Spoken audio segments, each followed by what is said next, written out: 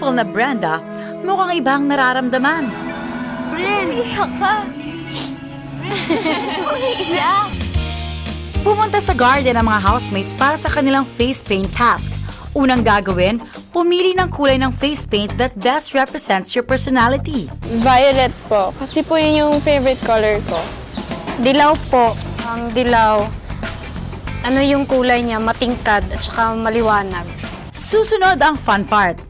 Hanapin ang tinuturing yung best friend. Tabihan ito at mag-drawing sa mukha niya. Lumitaw tuloy ang mga mag-partner sa loob ng bahay.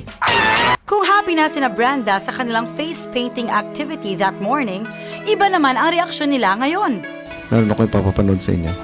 Isang blast from the past ni Claire at Brenda ang kumulat sa mga teen housemates. Oh my! Meaning samba. Oh my! Yay! Oh my God!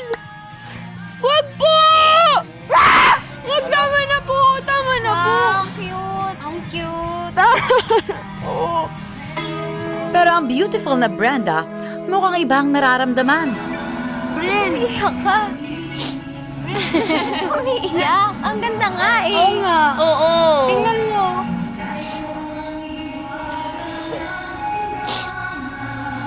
Yay! Tingnan mo, ang ganda mo. Siya pinakamaganda. Oo nga. Beautiful tears naman ang niluluha ni Brenda na senti sa alaala. At ang isa pa nating beauty queen, Asa ka dyan, Ate Claire? Ayun o, nandito. Ayan! Galing ah! Mukha mo si Imelda Papin dyan. Oo nga. Galing ni Ate Claire Sa ah! stage. Wow. Ang dami ah. Kinakot ah. Best in talent. Dapat ikaw na lang sumali. No wonder umiyak Pinakiyaw yung mo kalaban mo. Kaya palang umiyak eh. Claire, hindi mo lang nahakot ang lahat ng premyo, pati si Brenda, nahakot mo sa pagkalugmok niya.